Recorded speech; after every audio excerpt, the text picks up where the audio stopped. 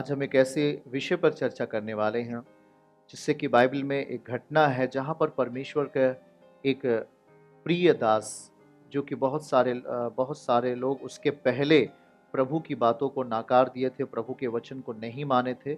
उसके कारण उस राज्य के अंदर बड़ी ही तबाही का मंजर रहा, बड़ा ही अकाल की परिस्थिति रही, बड़ी ही लड़ाइयाँ और झगड़े थे। ये परमेश्वर का क्रोध कहें उस राज्य के ऊपर रहा जिस अध्ययन करने वाले हैं। पर एक ऐसा व्यक्ति हमारे बीच में आता है जो कि जो दाऊद की संतान यीशु मसीह कहे जाते हैं, जो दाऊद है उसके जैसा, उस किंग के जैसा, दाऊद के जैसा वो राजा, उस परमेश्वर की विधियों से, परमेश्वर के नियमों से प्रेम करने वाला अपने आप को ठहराता है। और वो बिल्कुल जैसे दाऊद ने किया था, परमेश्वर से प्रेम किया था और उसके वचन को पकड़ के रखा था, ठीक उसी तरीके से वो राजा भी जब उसके हाथ में परमेश्वर ने राज सत्ता दी तो बिल्कुल दाऊद के समान ही वो परमेश्वर के वचन को मानता और उसको पूरा करने का प्रयास करता है। पर दाऊद और जिस राजा की चर्चा हम आज करने वाले हैं वचन से, उसके मध्य में बहुत सारे लोगों ने परमेश्वर के वचन का उल्लंघन किया, बहुत सारे लोगों ने प्रभु के वचन को नहीं समझा और गलत कार्य किया, जिससे कि परमेश्वर का जो एक श्राप है उनकी ज़िंदगी में आया, उनके किंगडम में आया, उनके बच्चों में आया और बहुत ही ग्रसित हो गए। पर आज हम उस व्यक्ति की बात करने वाले हैं। एक राजा है जिसका नाम योशिय्याह है। राजा योशिय्याह के बारे में हम चर्चा करेंगे। वहाँ पर किस तरीके से राजा योशिय्याह के मनों में प्रभु छू लेता है और राजा योशिय्याह का मन पूरी तरीके से परमेश्वर के प्रति नम्र दशा में हो जाता है और वो प्रभु के प्रति समर्पित हो जाता है। याद रखिएगा कि यदि हम प्रभु के सामने सीधी चाल नहीं चलते तो सीधी चाल ना चलने का जो परिणाम होता है वो एक श्राप होता है, एक गड़बड़ी होता है, एक एक तमाम चीज की वहां बुराइयां पैदा होती हैं। पर राजा योशिय्याह को दूसरा राजा की किताब अध्याय 22 से हम उसका एक अध्ययन करने वाले हैं कि किस तरीके से राजा योशिय्याह ने परमेश्वर के दास दाऊद के समान चाल चली है और वो पूरी तरीके से परमेश्वर को अपने जीवन में बसाने का, अपने जीवन में उसके वचन को लेकर चलने का निर्णय करता है। तब उसके लिए परमेश्वर ने क्या प्रावधान किया, उसके लिए प्रभु ने क्या योजना बनाई, उसके लिए प्रभु ने क्या सोचा, उसके लिए प्रभु ने क्या कहा, बाकी के लिए क्या कहा, पर इस राजा योशिय्याह के लिए क्या जुबान दी और क्या बातें कही, हम उसको ध्यान से सुनेंगे। इस वचन से आपको आशीष मिलेगा, बरकत मिलेगी, आप ध्यान से सुनेंगे। देखिए, यहाँ पर हम दूसरा राजा की किताब अध्याय 22 से हम यहाँ कुछ आपके लिए पढ़ने वाले हैं। यहाँ बाइबल सीधा सीधा कहती है कि एक पद को अगर हम देखें, दूसरा राजा 22 अध्याय वचन 1 को देखें तो लिखा है कि जब राजा योशिय्याह राज्य करने लगा तो वो उसकी उम्र बहुत कम थी, 8 वर्ष की थी और वो यरूशलेम में 31 साल तक राज्य किया। उसकी माता का नाम यदीदा था और जो बोस्कतवासी अदाया की बेटी थी। ठीक है, अब यहाँ हम पढ़ेंगे वचन दूसरा में। आइए, तो दूसरा में लिखा है, उसने वह किया जो यहोवा की दृष्टि में ठीक है। जरा ध्यान से सुनिए, उसको अंडरलाइन कर लीजिए। वह जो राजा योशिय्याह ने वही किया जो परमेश्वर की दृष्टि में ठीक है, और जिस मार्ग पर उसका मूल पुरुष दाऊद चला, ठीक उसी मार्ग पर वह भी चला और उससे ना तो दाहिनी ओर और ना ही तो बाईं ओर मुड़ा। बिल्कुल ठीक जैसा दाऊद राजा चला था वैसे ही राजा योशिय्याह भी चलने का प्रयास करता है। कैसे, जरा इसको हम अच्छे तरीके से समझेंगे। देखिए, यहाँ पर हम आगे पढ़ते हुए आए और वचन 3 को हम वहां ध्यान से पढ़ेंगे। वचन 3 को देखेंगे। अपने राज्य के 18वें वर्ष में राजा योशिय्याह ने असल्याह के पुत्र सापान मंत्री को, जो मशुल्लाम का पोता था, यहोवा के भवन में, यहोवा का एक भवन है और यहोवा का भवन टूटा हुआ है, कुछ वहाँ कड़ियाँ टूटी हुई हैं, उसके दीवारें कुछ टूटी हुई हैं, पेंट छूट गए हैं, तमाम उसको तैयार करना है यहोवा के भवन को। राजा योशिय्याह आने के बाद ऐसा ऑर्डर पास करता है कि यहोवा का भवन अच्छा से जहाँ पर टूटा है उसको बनाइए, जहाँ पर बिखरा है उसको सही करिए, जहाँ जहाँ पर उसको चिकनाई की जरूरत है वहाँ चिकनाहट डालिए और सब कुछ बेहतर करिए। ऐसा राजा योशिय्याह ने ऑर्डर दिया। तब यहोवा के भवन में यह कहकर भेजा कि हिल्किय्याह जो महायाजक है वो जाए और उन लोगों से कहे। क्या कहना है?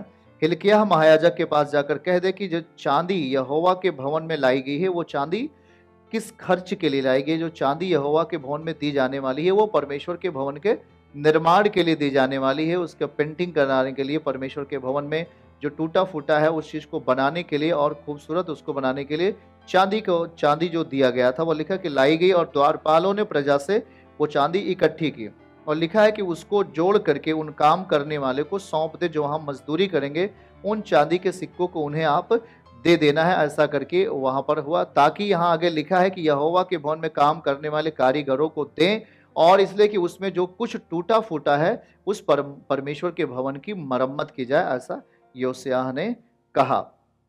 चलिए ठीक है, अगर वो हम और आगे बढ़ेंगे तो जब वो मरम्मत करने वाले के लिए जाते हैं तो वहां पढ़िएगा 6 अध्याय में लिखा है, 6 वचन में लिखा है, हाँ 5 को पढ़ ले, उसको जोड़कर उन काम करने वाले को सौंप दे, 6 में सौंप दे जो यहोवा के भवन पे काम के मुखिया थे, वे उसको यहोवा के भवन में काम करने वाले कारीगरों को दें, इसलिए कि उसमें जो कुछ टूटा फूटा उसकी मरम्मत करें। वचन 6 को पढ़ेंगे तो वहां लिखा है कि 6 में आएंगे, अर्थात बढ़इयों को जो वहां बढ़ई लग रहे हैं, राजों संगत और वहां पर लिखा है कि राजमिस्त्रियों को और संगत राशों को दे, और भवन की मरम्मत के लिए लकड़ी गढ़े हुए पत्थर मोल लेने में लगाएं।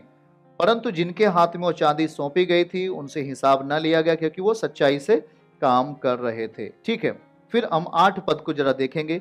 हिल्किय्याह महायाजक ने शापान मंत्री से कहा, मुझे यहोवा के भवन में व्यवस्था की पुस्तक मिली है, अर्थात बाइबल मिला है। जरा ध्यान से सुनना, परमेश्वर का वचन मिला हुआ है। कहां पर? उस भवन में, जो भवन टूटा फूटा था, जिस भवन की मरम्मत करने के लिए कोई मरम्मत नहीं कराया था, क्योंकि सब लोग पाप के दुनिया में जी रहे थे, सब लोग परमेश्वर से फिर करके एक अलग ही दुनिया में जी रहे थे, एक गुनाह की दुनिया में जी रहे थे, तो परमेश्वर के भवन की कोई चिंता नहीं किया, तो इसलिए वो भवन थोड़ा से टूट गया, या कुछ टूटा फूटा था, या दीवारें कुछ ऐसी दरारें पड़ गई थी, या तमाम चीजें उसमें आ गई थी। इस कारण से जब राजा योसिय्याह आता है तो उसको भवन को सही करने के लिए उसके मन में ये बातें आती हैं। तो वहां लिखा है कि जैसे ही महायाजक ने शापान मंत्री से कहा कि मुझे यहोवा के भवन में व्यवस्था की पुस्तक मिली है, मतलब वचन मिला हुआ है, परमेश्वर का वचन मिला है। कहां मिला है? यहोवा के भवन में, यहोवा के भवन को मरम्मत कराते समय मिला है। अच्छा ठीक है, जब हिल्किय्याह ने शापान मंत्री को पुस्तक दी, और शापान मंत्री जब उसे पढ़ने लगा और उसे पढ़कर के राजा को यह पढ़कर सुनाया, 10 पद में अगर हम देखेंगे तो आएंगे, लिखा है कि शापान मंत्री ने राजा को यह बात बता दी। राजा योसिय्याह को जो दाऊद के समान चलने का निर्णय किया, सच्चाई पर, पवित्रताई पर जीने का निर्णय किया और परमेश्वर के अधीन जीने का निर्णय किया, उसको वो भवन में मिली हुई पुस्तक, भवन में पुस्तक कैसे मिली? जब भवन टूटा हुआ था तो कहीं एक कोने में, एक दीवारों में कहीं इसे रख दिया गया था, या कहीं किसी ऐसी जगहों पर रख दिया गया था कि वो मिलना मुश्किल था। लेकिन जब उसका पेंटिंग हो रहा था, जब उसका परमेश्वर के भवन का जब अच्छा से जो टूटा था उसको लोग बना रहे थे, उसको संवार रहे थे, उसी बीच में व्यवस्था की पुस्तक मिली। और जब वो व्यवस्था की पुस्तक हमारे समझ में ये है कि हम ये समझ रहे हैं कि उसके पहले उन लोगों ने उस पर ध्यान नहीं दिया, या परमेश्वर के जैसा मन नहीं तैयार किया, इसलिए वो पुस्तक उसे किसी को नहीं मिली। लोग पाप में थे, इसलिए वो पुस्तक उनसे छुपी हुई थी, वो उनसे नहीं मिली। लेकिन जब राजा योसिय्याह 8 वर्ष की आयु में राज सत्ता संभालता है और 31 साल तक शासन करता है, तो शापान मंत्री और महायाजक जो है वहां पर थे, और उन्हें जो पुस्तक मिलती है, तो उस परमेश्वर का वचन जब मिला तो परमेश्वर का वचन वो उठा करके राजा के सामने आए, और शापान जो मंत्री था राजा का, उसने पढ़ करके राजा के सामने कि यह व्यवस्था में यह चीजें लिखी गई हैं, पढ़कर सुनाने लगा। वही लिखा है 10 पद को अगर देखें, शापान मंत्री ने राजा को यह बता दिया कि हिल्किय्याह याजक ने उसे एक पुस्तक दी है। तब शापान उसे राजा को पढ़कर सुनाने लगा। याद रखिएगा, जो व्यवस्था है उसको दूसरे शब्दों में बोलते हैं परमेश्वर का वचन। और जब हम परमेश्वर का वचन यहां हम देख रहे हैं और सुन भी रहे हैं, तो परमेश्वर का वचन शापान मंत्री राजा को सुनाने लगा। यह वचन कहां मिला? उस भवन में मिला, जो भवन टूट गया था, या जिस भवन का फिर से राजा योसिय्याह निर्माण करवा रहा था, उसको पेंटिंग करवा रहा था, टूटे हुए दीवालों को सही करवा रहा था, और वहां के तमाम चीजों को, कड़ियों को सही कर रहा था। उसी बीच में यह पुस्तक मिली। तो पुस्तक मिलने के बाद वो बहुत गंभीर हुआ, और शापान मंत्री के द्वारा जब उसे परमेश्वर के वचन की बातें उसे सुनाई दी, तो जब उसने सुन लिया, तब उसने क्या किया? जैसे ही उसने सुना, वचन 11 को अगर हम पढ़ें तो वहां बाइबल कहती कि व्यवस्था की उस पुस्तक की बातें सुनकर राजा अपने वस्त्र फाड़ा, प्रायश्चित करने लगा। जरा ध्यान से सुनिएगा, प्रायश्चित करने लगा। उसके पहले के राजा ने लगभग लगभग 6 7 8 पीढ़ियों ने कुछ भी नहीं किया, जिससे कि परमेश्वर का भवन पूरी तरीके से सुनसान था, टूटा हुआ था। पर इसने 11 पद में लिखा है कि जैसे ही राजा योसिय्याह ने परमेश्वर का वचन सुना, प्रेम भरा वचन सुना, वाचाएं सुनी, प्रतिज्ञाएं सुनी जो राजा योसिय्याह के और उसके वंश के लिए दी गई हैं, तो वो तुरंत प्रायश्चित करने लगा। वस्त्र फाड़ने का मतलब है दुखी हो गया प्रभु के सामने, अपने उसके मन टूट गया और वो प्रभु के सामने घुटने पे आ गया, वस्त्र फाड़े। और फिर उसने अपने कर्मचारियों को आज्ञा देता है, ध्यान से सुनना, अपने कर्मचारियों को आज्ञा देता है परमेश्वर से इस प्रभु की इच्छा क्या है, प्रभु की इच्छा क्या है, इस बारे में वो चर्चा करता है। तब वो जो प्रभु की इच्छा जानने के लिए एक स्त्री के पास हुल्दा नबिया करके एक स्त्री थी, उसके पास भेजा। तो वहां पर महायाजक के सामने जब भेजा गया, तो वो नबी जो स्त्री नबी थी, उसने परमेश्वर के इच्छाओं के बारे में बताया और उसने ये कहा कि जो पिछली जनरेशन थी उसने बहुत बड़ा पाप किया है, उसने बहुत बड़ा परमेश्वर से धोखा किया है, परमेश्वर के विरोध में काम किया है, उन्होंने हत्याएं की हैं, उन्होंने बड़ा ही पाप किया है, व्यभिचार का जीवन जिया, धोखे का जीवन जिया है, एक राजा दूसरे व्यक्ति को सताया है, मारा है, और जिसके कारण परमेश्वर का क्रोध बहुत तेजी से है, परमेश्वर बहुत गुस्से में है, ये प्रभु कह रहा है। ऐसा कहकर उसने बताया। चलिए यहां पर हम देखेंगे फिर उसने क्या कहा, इसका कैसे परमेश्वर का क्रोध कैसे शांत होगा, परमेश्वर कैसे हमारे बीच में आशीर्वाद देंगे, इस बात को चर्चा फिर वो करने लगता है। तब वहां हम देखते क्या है, 18 आयत को पढ़ेंगे। हाँ, परंतु यहूदा का राजा योसिय्याह, जिसने तुम्हें यहोवा से पूछने को भेजा है, उसने तुमसे यो कहा है कि इज़राइल का परमेश्वर यहोवा कहता है, इसलिए कि तू वे बातें सुनकर दीन हुआ। वे बातें सुनकर दीन हुआ, पहली बात। नंबर 1, वो दीन हुआ। कौन दीन हुआ? राजा योसिय्याह नम्र हुआ, अपना वस्त्र फाड़ दिया। 11 पद में लिखा है, जैसे ही वो व्यवस्था की बातें सुनता है, अपने आप को दीन करता है। जरा ध्यान से सुनिएगा, परमेश्वर का भय उसके अंदर आ गया और वो प्रायश्चित करने लगा। वो अपने आप को 19 आयत में लिखा है, अपने आप को दीन किया। दीन के नीचे अंडरलाइन, जैसे ही वो वचन सुना, प्रभु कह रहा है कि उसने मेरे वचन को सुनकर के दीन हो गया, और मेरी वे बातें सुनकर इस स्थान के निवासियों को देखकर लोग चकित होंगे, साप दिया करेंगे, तूने यहोवा के सामने अपना सिर झुकाया। दूसरा, अपना सिर झुकाया, नमाया, और अपने वस्त्र फाड़ा, फिर मेरे सामने रोया है, इस कारण मैंने तेरी सुनी है। ये यहोवा की वाणी है। हालेलुया। जरा ध्यान से सुनिए, परमेश्वर किन बातों पर गौर करता है, प्रभु किन चीजों को हमारे अंदर देखता है। हम प्रभु को पाने के लिए गुस्सा होकर उसे हम कभी नहीं पा सकते। हम परमेश्वर को पाने के लिए लड़ाई और झगड़े से हम कभी नहीं पा सकते। उसका प्रेम, उसकी दया को पाने के लिए हमें क्या करना पड़ेगा? राजा योसिय्याह ने जो किया, अच्छा उसके आगे भी पढ़ लेते हैं।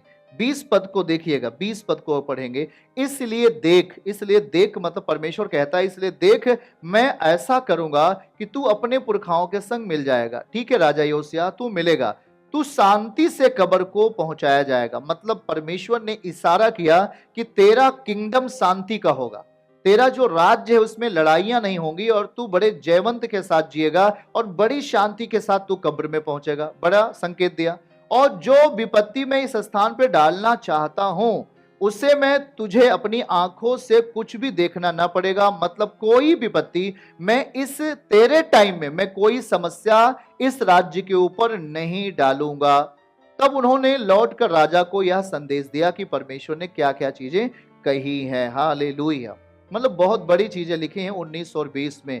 देखिए, इसके पहले जितने भी राजा हुआ करते थे, उन्होंने बड़े ही उत्पात किए, बड़े ही बुरे काम किए। परमेश्वर उनको बिल्कुल पसंद नहीं किया। उन्होंने खुदावन के विरोध में काम किए, परमेश्वर को उन्होंने परमेश्वर के कामों को उन्होंने कम कर दिया, या परमेश्वर के विरोध में उन्होंने गुनाह किया, पाप किया, व्यभिचार किया, धोखा किया, तमाम चीजें ऐसे किया जिससे कि खुदावन आग बबूला हो गया। पूरी तरीके से वो भड़क उठा परमेश्वर, और अपना क्रोध इनके बीते हुए राज्यों के ऊपर विपत्ति डाल डालकर वो खत्म करता था। हालेलुया। लेकिन जब राजा योसिय्याह का नंबर आता है, जब वो इस वंश से होकर आता है, इसके पिता और इसके और आने वाली जो बीती हुई पीढ़ियां थी, उन्होंने बड़े ही गुनाह किए और बड़ा ही उन्होंने परमेश्वर का जलजलाहट देखा, शांति के साथ नहीं जिए। शांति के साथ नहीं रह पाए, उनके जीवन में धोखा ही धोखा था और वो हर तरीके से धोखे के शिकार होकर इस दुनिया में उम्र को पूरा किए बगैर ही खत्म हो गए। उनके जीवन में लड़ाइयां थी, शत्रु तैयार हो गए थे, बहुत सारी चीजें हो गई।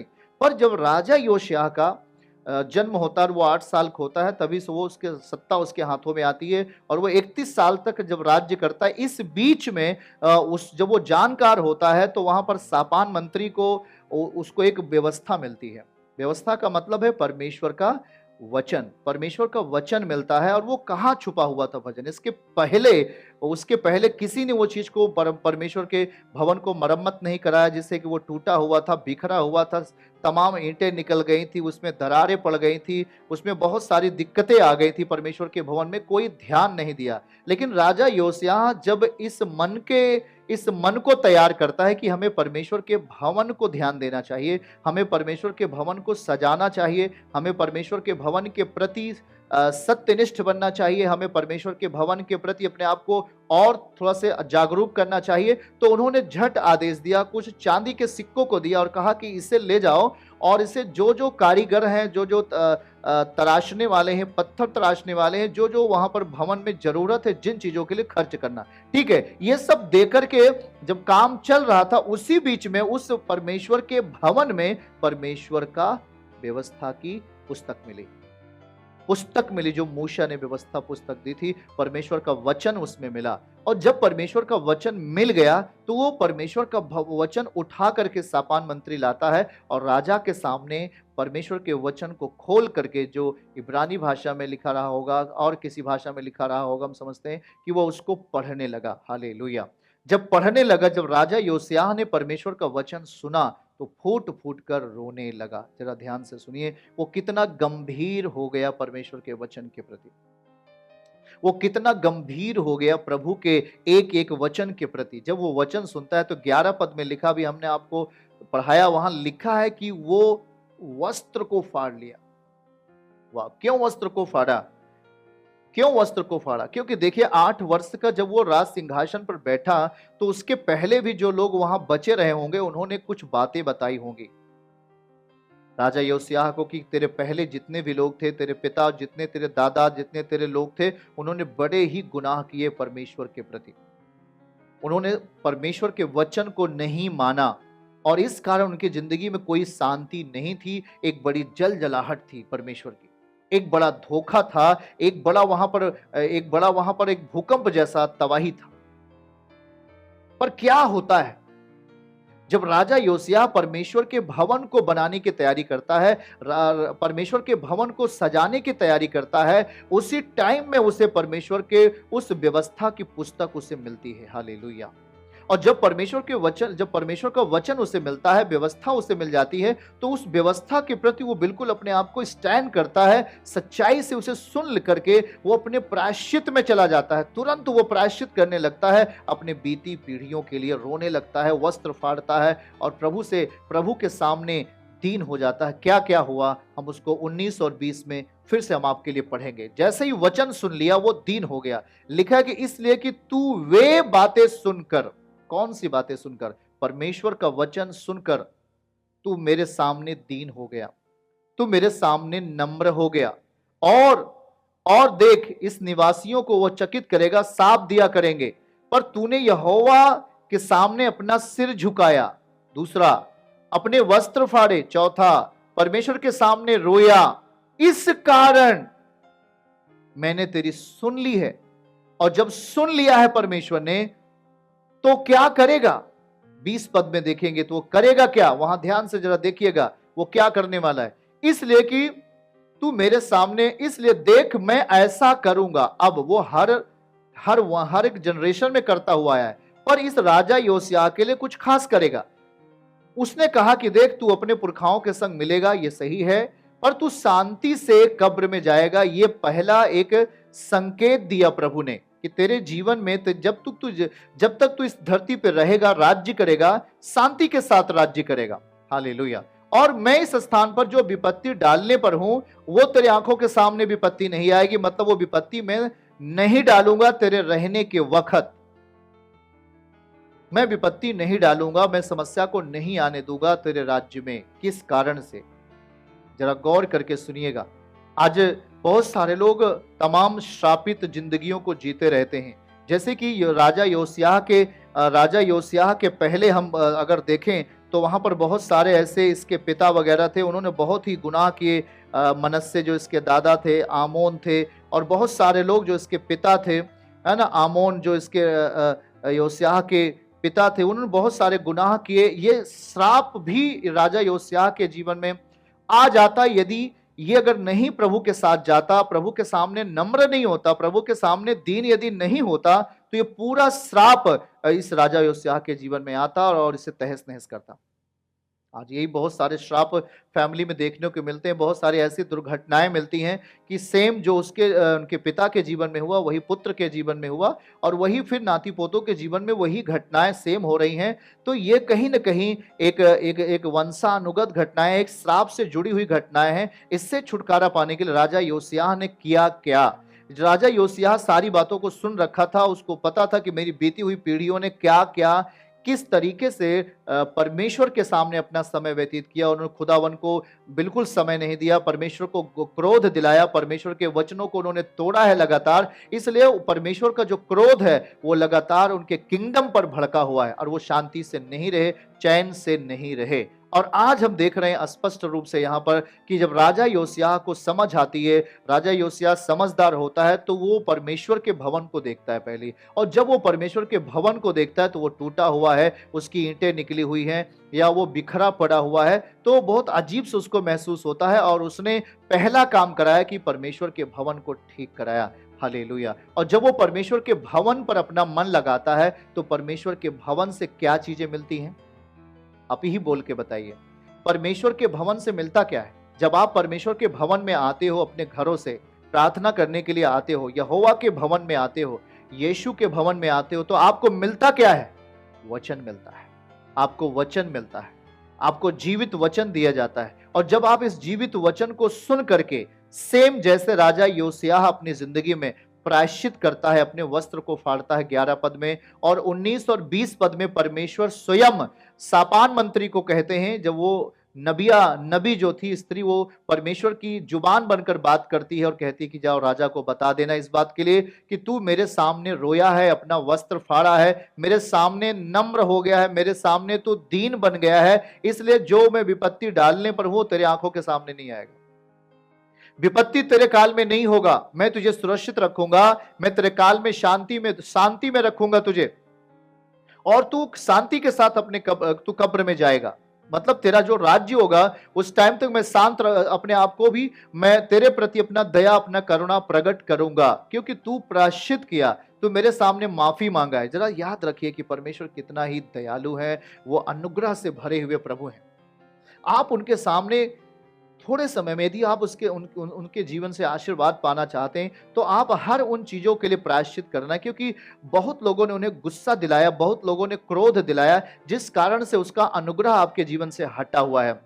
पर हाँ, वो पापियों के लिए यीशु मसीह आया है, वो आपको बचाना चाहता है, वो आपको छुड़ाना चाहता है, वो आपको वचन देता है। प्रभु कहता है कि मैं व्यवस्था की पुस्तक को लोप करने नहीं परंतु उसे पूरा करने आया हूं। उसे वो खत्म करने नहीं आया परंतु उसे वो पूरा करने आया है। जो मनुष्य अधूरी जिंदगी जी रहा है, प्रभु उसे परफेक्ट जिंदगी देने के लिए आया। परफेक्ट क्या है? क्रूरता छोड़ देने वाला व्यक्ति परफेक्ट में होता है। हाँ, दीनता और नम्रता के साथ चलने वाला, प्रायश्चित के साथ जीवन जीने वाला भाई बहन ही सिद्धता को प्राप्त करता है, एक परफेक्शन को प्राप्त करता है, एक पूर्ण भक्ति में जीवन को प्राप्त कर लेता है। जो नम्रता के साथ चलता है, जो दीनता के साथ चलता है, जो छल और कपट और द्वेष को अपने स्वभाव से बाहर रखता है और परमेश्वर के समीप उसके विधियों पर, उसके वचनों पर अपने आप को लेके चलता है, प्रभु उस पर रहम करते हैं और उसके जीवन भर उसके साथ अपना अनुग्रह प्रकट करते रहते हैं, अपने आप को दिखाते रहते हैं। आमीन। और यही हुआ प्रियजन।